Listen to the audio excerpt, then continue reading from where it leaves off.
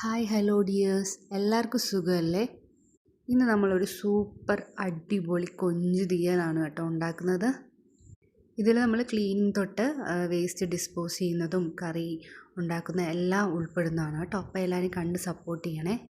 ആദ്യം നമുക്ക് ക്ലീനിങ് പ്രോസസ്സിലേക്ക് പോകാം. അതിൻ്റെ തലയും വാലും ആ തോടും നമ്മൾ കളയും.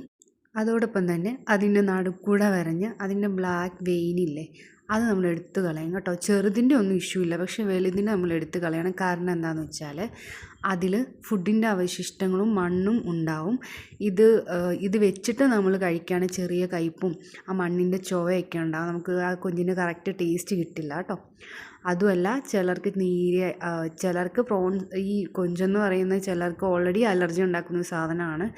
അപ്പം ഇതും കൂടെ വെച്ചാൽ നേരിയ അലർജി ഉണ്ടാകാനൊക്കെ ചാൻസ് ഉണ്ട് കേട്ടോ. അതോടൊപ്പം തന്നെ വയറ്റിൽ ചെറിയ അസ്വസ്ഥതയൊക്കെ ഉണ്ടാകും കേട്ടോ ഇത് വെച്ചിട്ട് കഴിച്ചാൽ. അപ്പം നമ്മളത് കളഞ്ഞാണ് എടുക്കുന്നത് കേട്ടോ. കളയാൻ വലിയ ബുദ്ധിമുട്ടൊന്നുമില്ല. നടുക്കൂടെ വരഞ്ഞിങ്ങനെ വലിച്ചാൽ അതിങ്ങ് വരുവേ. അപ്പം നമ്മൾ കുറച്ച് തലയും കൂടെ എടുക്കുന്നുണ്ട് വലുതായോണ്ടേ. തല വറുത്തെടുത്താൽ നല്ല ടേസ്റ്റാണ്, നല്ല ക്രിസ്പി ആയിട്ട് നമുക്ക് കഴിക്കാം.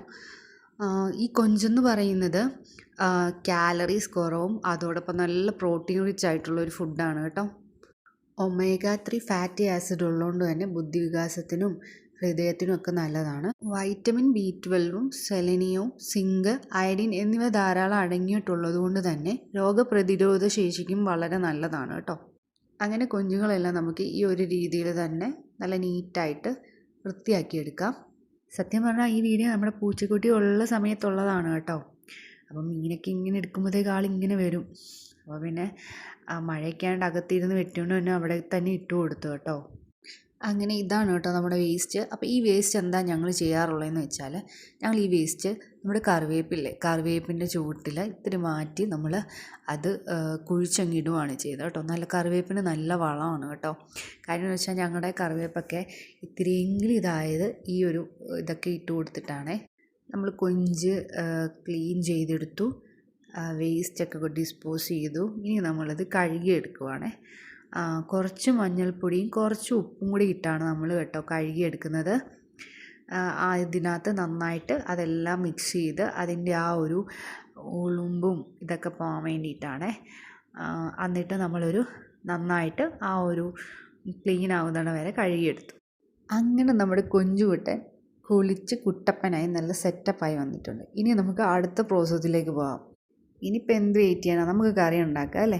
അപ്പോൾ തേങ്ങ തിരികേനകത്ത് മഞ്ഞൾപ്പൊടിയും ഒരു ഉള്ളിയും അരിഞ്ഞിട്ട് കറിവേപ്പിലയൊക്കെ ഇട്ടിട്ട് നന്നായിട്ട് നമുക്ക് വറുത്തെടുക്കാം. കുറച്ചും കൂടെ ആവാനുണ്ട് കേട്ടോ. കുറച്ച് നേരം കൂടെ ഒക്കെ ഒത്തിരി അടി കഴിയാതെ നന്നായിട്ട് ശ്രദ്ധിച്ച് ഇടയ്ക്കിടയ്ക്ക് ഇളക്കി കൊടുത്ത് വേണം റെഡിയാക്കാൻ. എന്നിട്ട് കുറച്ച് പെരുംജീരകവും കൂടി ഇട്ട് കൊടുത്തേ. പെരുംജീരകവും കൂടി ഇട്ടിട്ട് ഒന്നും കൂടെ ചൂടാക്കുക. ഓക്കെ, അപ്പോൾ സെറ്റായി വരുന്നുണ്ട് കേട്ടോ. അപ്പം ഏകദേശം മൂത്ത് എല്ലാം റെഡിയായി വരുന്നുണ്ട്. ഇനി നമുക്ക് പൊടികളൊക്കെ ചേർത്ത് കൊടുക്കാവേ. മല്ലിപ്പൊടി, മുളക് പൊടി, ഈ 2 പൊടിയാണ് ചേർത്ത് കൊടുക്കുന്നത്. നമ്മൾ മഞ്ഞൾപ്പൊടി ആദ്യം ചേർത്തിട്ടുണ്ടായിരുന്നു, പിന്നെ പെരുംജീരകവും കുറച്ച് മുന്നേ ചേർത്തിട്ടുണ്ടായിരുന്നു. അപ്പം ഈ പൊടി കൂടെ ചേർത്തിട്ട് ഇതൊന്ന് ചൂടാക്കിയെടുക്കാം. കൈവിടാതെ ഇളക്കിയെടുക്കാം, പൊടികൾ ചേർത്തുകൊണ്ട് കരിയാതിരിക്കാൻ വേണ്ടിയിട്ട്. അങ്ങനെ പൊടിയുടെ ആ ഒരു പച്ചമണമൊക്കെ മാറിക്കഴിയുമ്പോൾ നമുക്ക് ഓഫ് ചെയ്ത് മാറ്റി വെക്കാം. ഇപ്പോൾ അടുത്ത പരിപാടി ഇവന്മാരെയൊക്കെ ഒന്ന് അരിഞ്ഞ് നമുക്ക് വഴറ്റിയെടുക്കണം. ഇത് സെപ്പറേറ്റ് വഴറ്റിയെടുക്കാൻ കാര്യം എന്താണെന്ന് വെച്ചാൽ, കൊഞ്ച് നമ്മൾ വേറൊരു ചട്ടിയിൽ വേവിച്ചെടുക്കണം. അപ്പം അങ്ങനെ ചെയ്യുന്നതുകൊണ്ട് ആ ചട്ടിയിലിട്ട് നമുക്ക് വഴറ്റിയെടുക്കാൻ പറ്റില്ല. അതുകൊണ്ട് നമുക്കിത് സെപ്പറേറ്റ് വഴറ്റിയെടുത്തിട്ട് നമുക്ക് കൊഞ്ച് വേകുമ്പോഴത്തേക്ക് അതിലേക്ക് ഇട്ട് കൊടുക്കുക. അങ്ങനെ ചെയ്യാൻ വേണ്ടിയിട്ടാണ് ഇങ്ങനെ ചെയ്തത് കേട്ടോ. അപ്പോൾ കൊഞ്ച് വെള്ളമൊക്കെ ചേർത്തിട്ട് നമ്മൾ അടുപ്പിൽ വെച്ചിട്ടുണ്ട്. ആ സമയത്ത് നമ്മുടെ തേങ്ങ വറുത്തത് ആറിയിട്ടുണ്ട്, അത് നമ്മൾ അരച്ചെടുത്തു കേട്ടോ. അപ്പം കുറച്ച് കുഞ്ഞിന് വേണ്ടി മാത്രം കുറച്ച് എരിവൊക്കെ കുറച്ചിട്ട് നമ്മൾ മസാല പുരട്ടി വെക്കുകയാണ് കേട്ടോ. അവൾക്ക് ഒത്തിരി എരിവൊന്നും ഇഷ്ടമല്ല, അവൾക്ക് വേണ്ടി മാത്രം കുറച്ച് വറുക്കാൻ വെക്കാമെന്ന് വിചാരിച്ചു.